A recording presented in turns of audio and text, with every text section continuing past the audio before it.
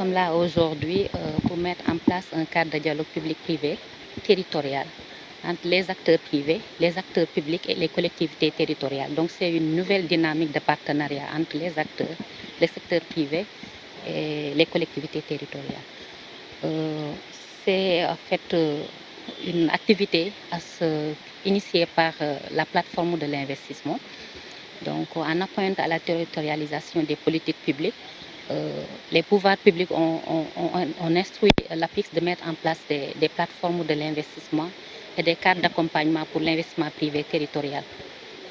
Les plateformes, on peut dire que c'est des centres de services qui regroupent l'ensemble des structures d'appui et d'accompagnement, que sont l'APIX, le bureau de mise à niveau, ACPEX, la DPMO, et également des structures financières comme FONGIP, FONSIS, la DER, les 3FPT, ANPES et ONFP. Sénégal Service aussi qui est notre partenaire. On va dérouler une feuille de route pour accompagner et vraiment soutenir les activités retenues durant les 3 jours de formation parce qu'on a 2 jours de formation, une journée pour la mise en place de ce cadre. Et on va décliner une feuille de route qu'on va suivre dans les 3 mois à suivre. Et cette carte de dialogue c'est pas seulement la région de Ziguinchor, mais il polarise les 3 régions, c'est-à-dire Ziguinchor, Sédhiou et Kolda. Donc on a la mise en place est faite aujourd'hui au niveau de la région et on a initié de faire dans 3 mois des réunions tournantes, c'est-à-dire de faire ça à Sédhiou, de faire ça également à Kolda. Voilà, nous avons aujourd'hui posé un pilier essentiel du dispositif territorial dans l'animation économique de la région naturelle de la Casamance, qui regroupe les 3 régions, Ziguinchor, Sédhiou et Kolda. La plateforme d'investissement est le résultat d'un processus mis en place depuis 2006 avec les bureaux régionaux. Aujourd'hui, nous sommes dans une phase presque achevée où la plateforme d'investissement va aider à mettre en cohérence les politiques publiques avec la présence sur un même site de l'ADPME, de l'APIX, du bureau de mise à niveau, de l'AZEPEX, et puis d'un pôle non présentiel avec les financiers, le FONGIP et la DER, et positionner l'espace Sénégal Service comme le portail d'entrée au niveau des départements. Voilà la vision des plateformes d'investissement. Mais en posant le 3e cadre aujourd'hui, le 3e pilier, nous sommes avec l'ARD, l'Agence régionale de développement de Ziguinchor.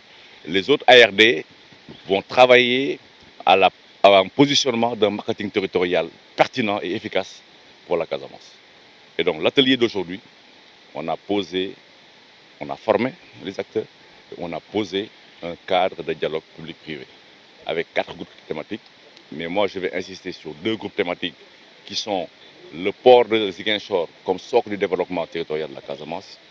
Et l'autre socle, c'est l'économie du sport et l'artisanat.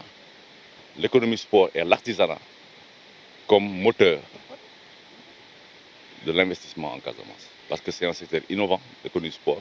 Nous avons un porte-drapeau régional, le Casasport. Nous avons d'autres clubs et nous avons des acteurs économiques à agréger autour d'un projet d'économie du sport.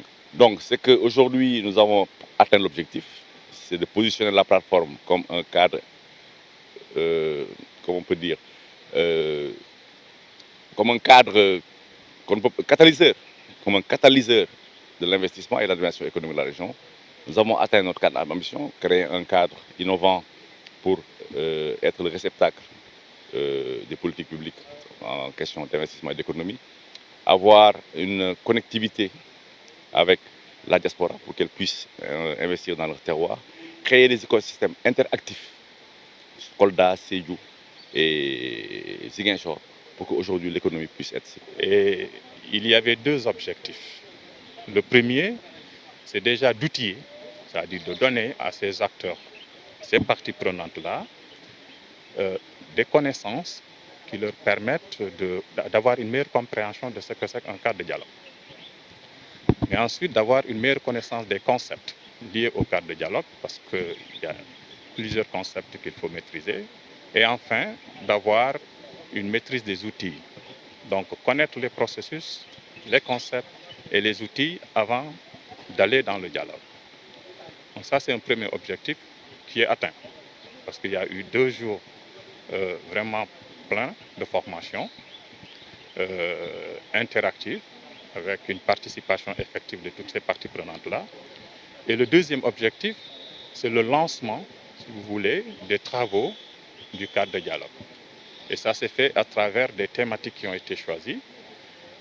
Les différentes parties prenantes présentes se sont organisées autour de ces thématiques-là pour lancer déjà, n'est-ce pas, à la fois les réflexions autour des thèmes, mais également une structuration, une organisation autour de ces thèmes. Donc voilà, je pense que de ce point de vue-là également, nous sommes satisfaits. Génération FM. Generation FM, the best radio. Génération FM.